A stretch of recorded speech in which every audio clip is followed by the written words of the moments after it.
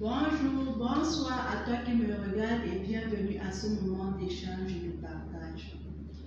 Pour commencer, je me nomme Jean-Pamela Awana, je suis enseignante de sciences physiques depuis plus de 10 ans et j'ai exercé dans plusieurs pays d'Afrique subsaharienne. Je tiens avant toute chose à remercier le Seigneur pour son inspiration et pour la conception et la réalisation de ce projet. La chaîne Epatachoute a été proposée pour t'accompagner dans les domaines tels que l'orientation scolaire, les sciences physiques et l'éducation à la vie et à la sexualité. Dans cette chaîne, tu retrouveras des vidéos de sciences physiques qui t'aideront à compléter et à approfondir les notions apprises en classe. Aujourd'hui, je te propose de parler de la notion de tension électrique en courant continu. Cette vidéo est adaptée aux élèves de 3e et de 4e. Je te propose de voir tout cela juste après une courte transition, le temps pour moi d'enfiler ma blouse à tout. Salut à toi qui nous retrouve. Comme je te disais, nous allons parler aujourd'hui de la notion de tension électrique en courant continu. Pour mieux comprendre cette notion, je te propose d'articuler tout cela en 6 parties. On va donc parler de la définition de la tension électrique, du type et des impacts de la tension électrique pour le corps humain et pour les appareils électriques, des appareils de mesure de tension électrique, du branchement d'un voltmètre dans un circuit électrique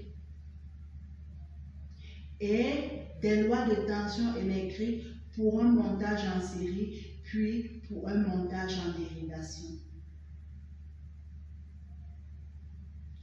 Dans cette vidéo, on abordera d'abord les 3 premières parties.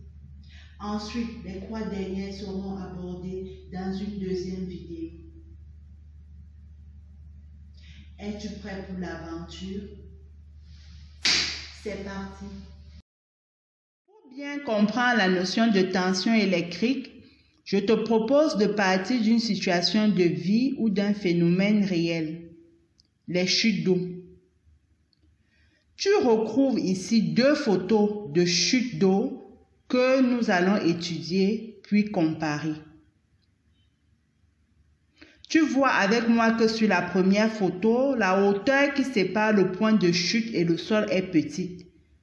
L'eau coule alors lentement et avec peu de force.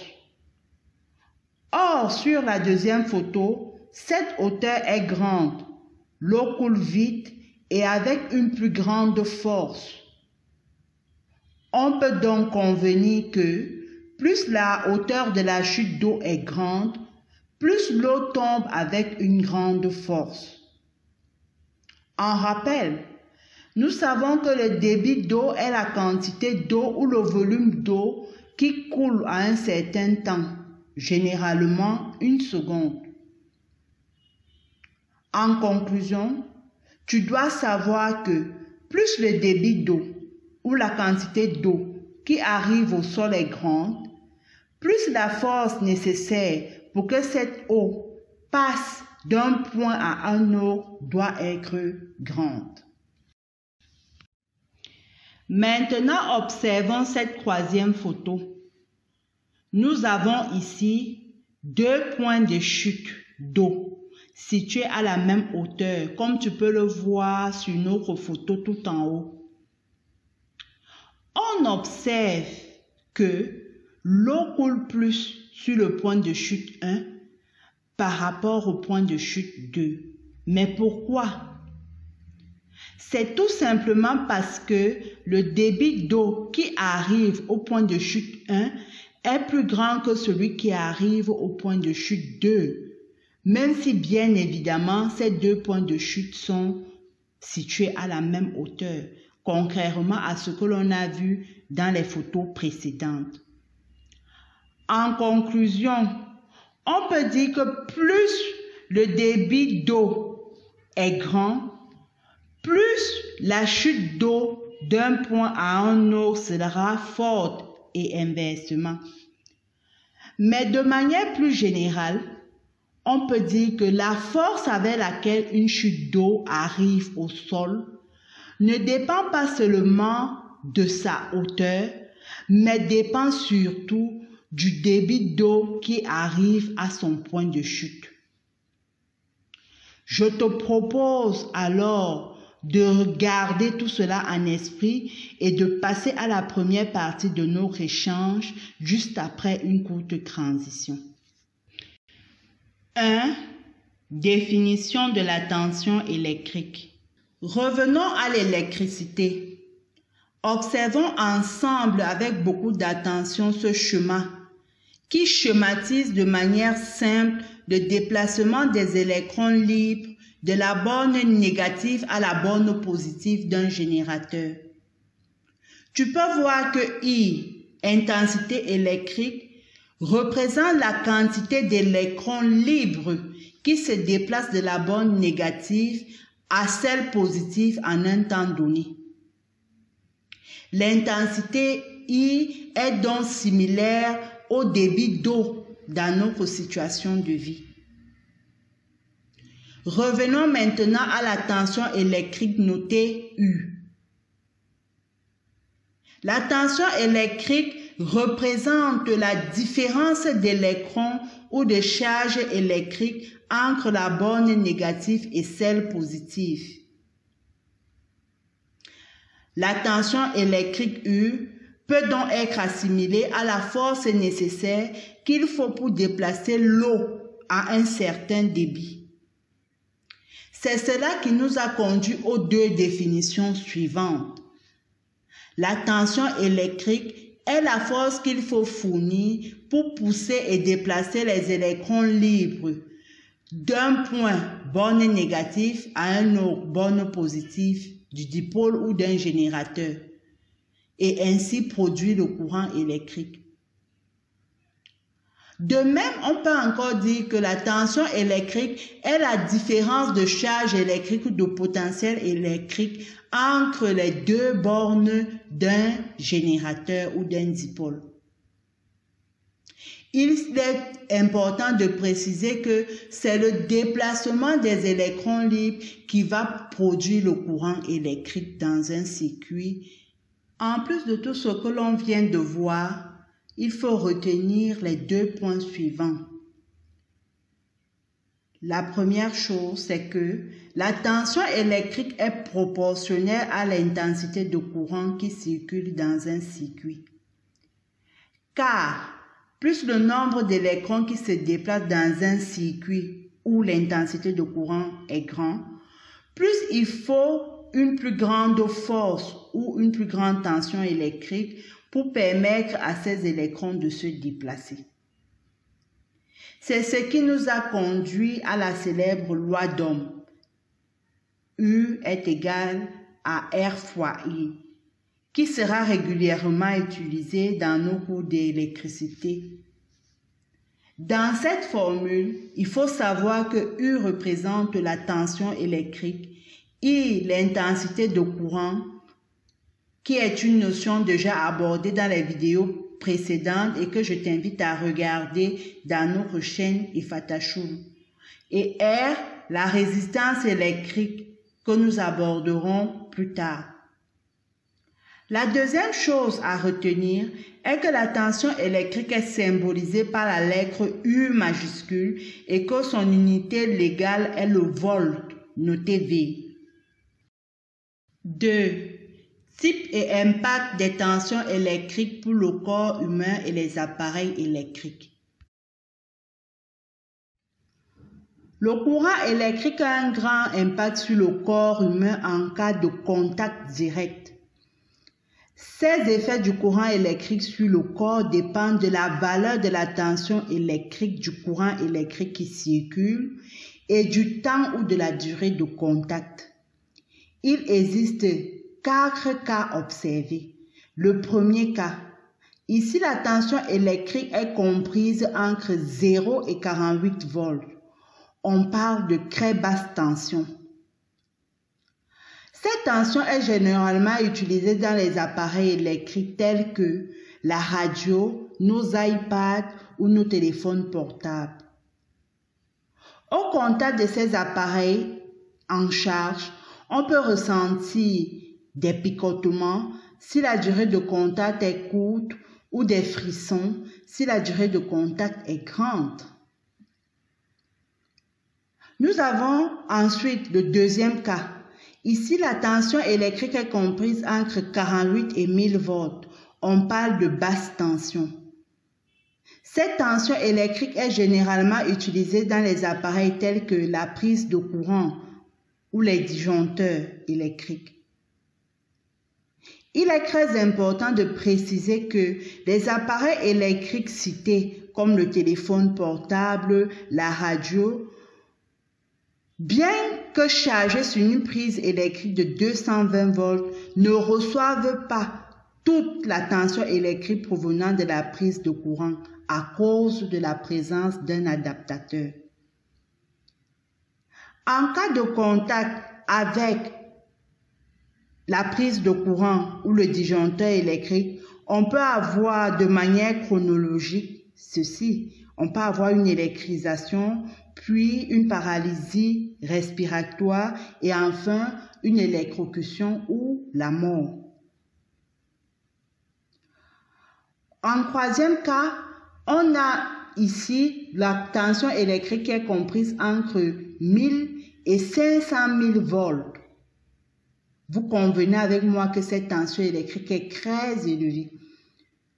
On parle donc de haute tension. Ce type de tension électrique est généralement retrouvé dans les appareils tels que les transformateurs haute tension et les transformateurs basse tension.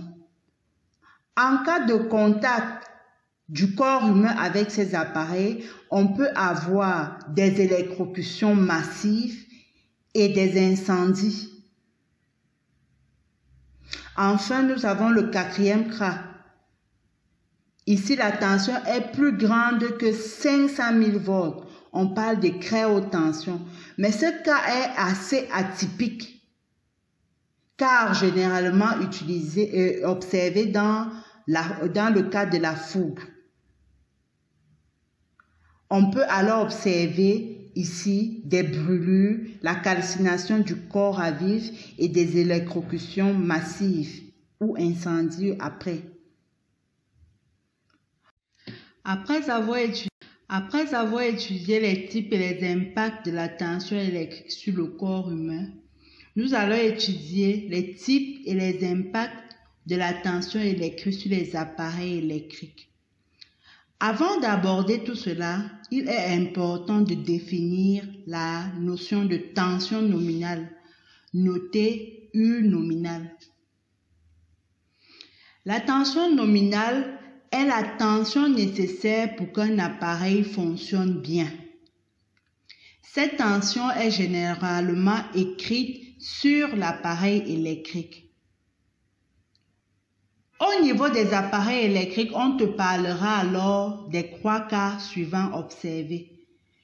Le premier, on te parlera de bonne tension ou de tension normale. On parle de bonne tension ou de tension normale lorsque la tension électrique U du courant qui circule a une valeur égale ou proche de la tension nominale de l'appareil électrique. Dans ce cas, on constate que cet appareil fonctionne normalement. Ensuite, on te parlera souvent de surtension. Lorsque la tension électrique U du courant qui circule est plus grande que celle de la tension nominale, notée U nominale, de l'appareil électrique. Dans ce cas, on constate que cet appareil chauffe beaucoup et cela peut faire que l'appareil se grille ou dans des cas plus graves causer un incendie. Enfin, on te parlera de baisse de tension. Lorsque la tension électrique U du courant qui circule est basse ou plus petite que la tension nominale de cet appareil électrique. Dans ce cas, l'appareil ne fonctionne pas bien ou s'allume faiblement. Tu conviens donc avec moi que pour bien faire fonctionner ou pas endommager nos appareils électriques à la maison, il est très important d'avoir un courant stable et de qualité. Au terme de cette partie, il faut retenir les deux choses suivantes. Premièrement, le corps humain ne peut supporter qu'une tension maximale de 50 volts. Deuxièmement, pour travailler à la maison, il faut toujours débrancher les appareils électriques et arrêter le disjoncteur, car cela peut être très dangereux. Je te suggère d'approfondir ton étude en regardant ou en revoyant les règles de sécurité à respecter pour les installations électriques et pour les hommes. Dans la partie suivante, nous parlerons des appareils de mesure de la tension électrique. 3. Appareil de mesure de la tension électrique. L'appareil qui permet de mesurer la tension électrique est le voltmètre. Dans un circuit électrique, tu retrouveras le voltmètre symbolisé comme dans le schéma qui est situé juste à gauche. Un voltmètre est constitué de deux bornes, une borne V, mais parfois dans certains voltmètres on te parlera de 10 V et une borne COM. Il existe deux principaux types de voltmètres, le voltmètre analogique à aiguille ou magnétoélectrique que tu retrouves sur la première photo à gauche. Il est constitué, comme tu peux le voir, d'un cadran qui possède plusieurs divisions, d'une aiguille qui permet d'indiquer la valeur lue sur le voltmètre et qui est généralement notée VL, et d'un bouton ou d'un curseur qui permet de régler le calibre du voltmètre. Pour ce type de voltmètre, la tension électrique est déterminée par la relation tension U est égal à valeur lue fois calibre divisé par le nombre total de divisions. Il ne faut pas oublier que cette tension U trouvée sera exprimée en volts. Nous avons comme autre type de voltmètre le multimètre branché en mode voltmètre. Le multimètre, comme son nom l'indique, est un appareil qui regroupe à lui seul plusieurs instruments de mesure électrique, comme l'ampèremètre, le ohmmètre ou le voltmètre. Pour qu'il soit utilisé pour mesurer la tension électrique, il faut le placer en mode voltmètre grâce au curseur au milieu du dessin. Dans un multimètre, la valeur de la tension électrique est directement indiquée sur le cadran de l'appareil. Nous n'avons plus besoin d'effectuer des calculs comme pour le voltmètre à aiguille. Le multimètre est donc plus pratique pour la mesure de la tension électrique et c'est le type de voltmètre le plus utilisé. Les trois principales choses à retenir sur cette partie sont: premièrement, que pour mesurer la tension électrique, il faut bien choisir son calibre pour avoir les valeurs les plus précises possibles, c'est-à-dire très petites, avec moins de chiffres après la virgule. Deuxièmement, c'est quoi le calibre?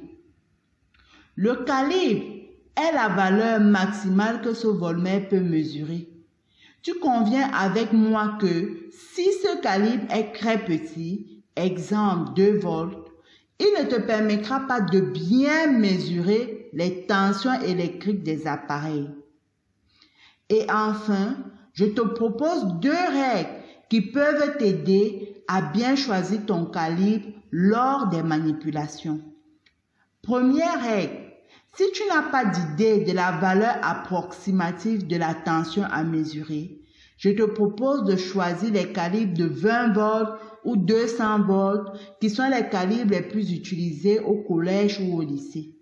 Mais tu conviendras avec moi que lors de la manipulation, si tu choisis par exemple le calibre de 20 volts et que tu as des mesures très petites, tu conviendras avec moi qu'il faudra changer de calibre et passer peut-être à 200 volts. Autant pour moi. La deuxième règle, si tu connais la valeur de la tension, par exemple, tu sais que certaines lampes électriques ont généralement une tension, je dis comme ça au hasard, de 12 volts. Dans ce cas, tu dois simplement prendre le premier calibre disponible dont la valeur est supérieure à 12 volts. Ici, par exemple, tu verras donc que le calibre le plus indiqué est celui de 20 volts.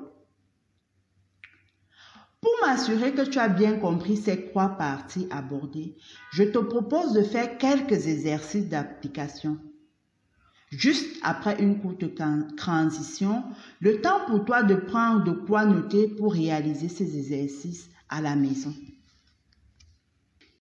Exercice d'application. Dans cet exercice d'application 1, il s'agit de convertir 8 mV, 250 microvolts, 0,045 kV et 950 millivolts en volts. En termes de rappel, tu as ce tableau qui t'a été proposé pour t'aider. Je te suggère alors de cliquer pour mettre la vidéo en pause, le temps pour toi de réaliser l'exercice et de voir ensemble juste après la résolution de cet exercice. Tu es d'accord avec moi? C'est parti.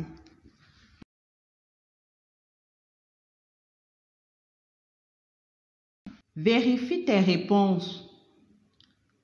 Tu trouves dans ce tableau une synthèse et une précision de comment j'ai fait pour effectuer les différentes conversions. J'espère que ça pourra t'aider à mieux comprendre en cas de réponse fausse. Sans plus tarder, je te propose de passer à un deuxième exercice d'application. Tu es prêt? Dans l'exercice d'application 2, je te propose de monter avec moi la réflexion. N'oublie surtout pas de mettre pause à la vidéo et de réaliser l'exercice toi-même. Pour t'aider dans la réalisation de cet exercice, je te suggère de te rappeler de la formule tension U est égale à valeur lue fois calibre divisé par le nombre total de divisions. J'espère que tu as pu réaliser l'exercice. Dans l'exercice, on te demandait dans certains cas de trouver la tension obtenue U et dans d'autres cas de déterminer la valeur LUVL. Cela dans le but de t'apprendre comment manipuler une formule. Tu sais que la tension U est égale à calibre fois valeur LU divisé par le nombre total de divisions. On t'a dit dans l'énoncé de l'exercice que le nombre de divisions totales était égal à 100. Pour trouver la valeur LUVL, nous sommes partis de la formule précédente et nous avons fait 100 fois tension obtenue qui est égale à calibre fois valeur lue. À partir de cela, nous avons tiré la formule qui nous permettait de calculer la valeur lue, à savoir valeur lue est égale à 100 fois tension obtenue divisé par calibre. Il ne te reste plus qu'à remplacer les lettres par les valeurs numériques. Petite précision, la valeur LUVL n'a pas d'unité. J'espère que tu as pu prouver ces exercices. Si tu as eu des réponses fausses, c'est pas grave. Ne te décourage pas, ça veut tout simplement dire que tu as encore quelques zones d'ombre. Je te propose de revoir la vidéo et ainsi tu pourras voir les endroits à difficulté et corriger tout cela. Je compte sur toi et je sais que tu peux y arriver. Tenir son que.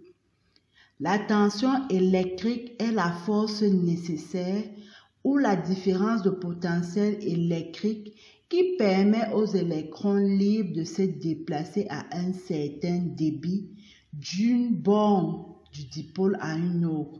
Dans le cas du générateur, on parlera de la borne négative à la borne positive. La tension électrique est notée U et son unité légale est le volt, noté V. La tension électrique est généralement mesurée grâce à un voltmètre. Dans un voltmètre analogique ou à aiguille, la tension électrique obtenue est caractérisée par la relation tension U est égale à calibre fois valeur Lu divisé par le nombre total de divisions.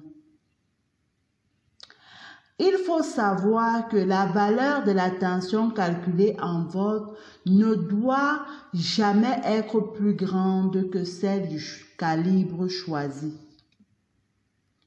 Si cette valeur est plus grande que le calibre, cela veut dire qu'on a fait des erreurs de calcul ou que le calibre choisi n'est pas le bon. Dans ce cas, je t'inviterai à choisir un calibre plus grand qui suit celui d'abord choisi, mais cela après avoir fait une vérification. J'espère que grâce à cette vidéo, j'ai pu t'aider à comprendre qu'est-ce qu'une tension électrique, quels sont les types et les impacts de la tension électrique sur le corps humain et sur les appareils électriques, et enfin, comment mesurer et lire la tension électrique. Nous aborderons ensemble dans une autre vidéo la deuxième partie de notre étude. Si jusque-là tu as des zones d'ombre, je te propose de relire le cours réalisé en classe par ton enseignant, de revoir la vidéo et de faire plusieurs exercices pratiques. Tu peux également me laisser en commentaire tes zones d'ombre et je pourrai ainsi t'aider. Si tu as apprécié la vidéo, n'hésite pas à la liker, n'hésite pas à la partager, n'hésite pas à t'abonner sur notre chaîne Efatachool et ainsi tu pourras avoir des vidéos en temps réel. Je te propose de rester connecté pour notre prochaine étude. D'ici là, porte-toi bien et surtout reste connecté. Ciao, ciao, ciao.